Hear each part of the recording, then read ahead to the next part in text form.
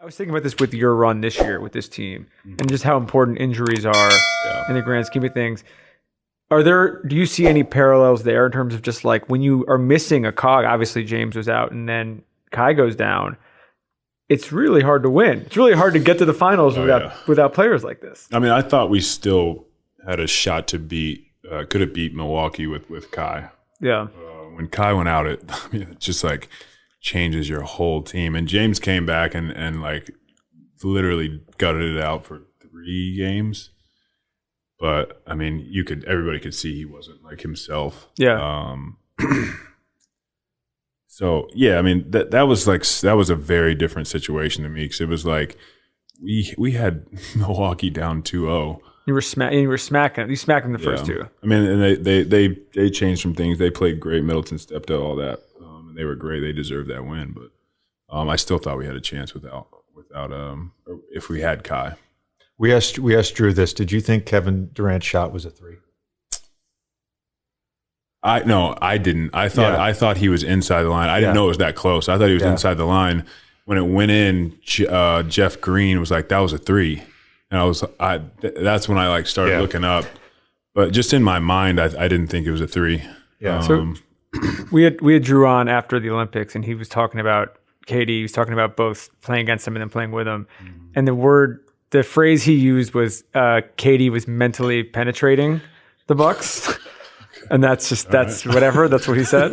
What was your Game 5 and Game 7, just being out there with him, watching him just sort of go into like God mode? I mean, you've had a lot of great performances in the playoffs. You've seen a lot of other guys have them. What are you thinking like when this is all happening? Honestly, he does stuff all the time where you're just like, what? How did he just? It's just it's honestly the stuff that's most impressive to me is like the dribble, like pull up mid range where the hand is faced and just hit it. It's not really like it is like the spin move, like the tough shots like that. That's all tough, but he just is so unaffected by any defender. I have never seen a player be less affected by somebody than Kevin Durant. And when he was doing that, it was just kind of like I was just trying to figure out ways to like support him in a way because I knew he was tired and he was just like doing that. So like in that when he hit that shot, I was like sprinting baseline in case, and that I had fouled out, but I wish I had still been in for that second shot because I was going to do the same thing. Yeah. When he hit that shot on Brook Lopez, I just sprinted by him, like hoping that like if he missed, like I was down there for it. So that was like kind of like how I tried to like support him in that moment. But you kind of just give it to him, and then you try to move around a little bit so that the other guys don't just double team him. So it kind of looks like you're doing something. Yeah, it's a fake hustle. It's the best way to describe it. But it's kind of crazy, man, because we have like Kai and James are the same way too. Like when they get going, you're just like, these guys are so good. What was that adjustment like for you over the last year in sort of going from the guy like you were in LA and Detroit to, a tertiary player, a role player? Was that a hard adjustment? I know you know what you were getting into in Brooklyn, but just in terms of like, the overall arch of your emotions about letting go of that. It's a hard thing to let go of. That wasn't that hard for me to let go of that.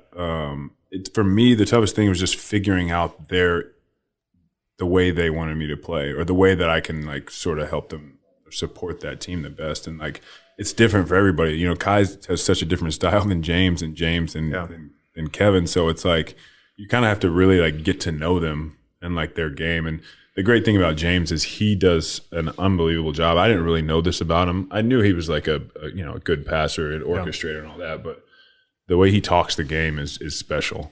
And he like really like has like a plan, every time out. And like Doc used to say this all the time, but it's more important. Getting it right is more important than being right. So like for us, it's just like, let's just get on the same page, whichever way we choose to do something, like let's just get on that page.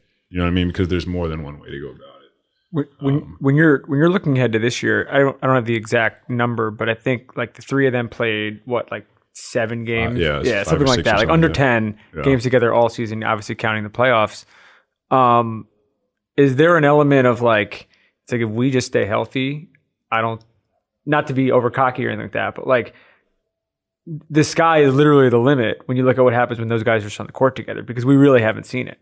Yeah, I mean, again, I think, like I said, I think we had a chance to beat Milwaukee with Kai. Yeah. And if we have all 3 of them, I think you have a chance to, do something special, but got to be healthy. I mean, Milwaukee stayed healthy. That was like, that was one of their things that like got them to that point.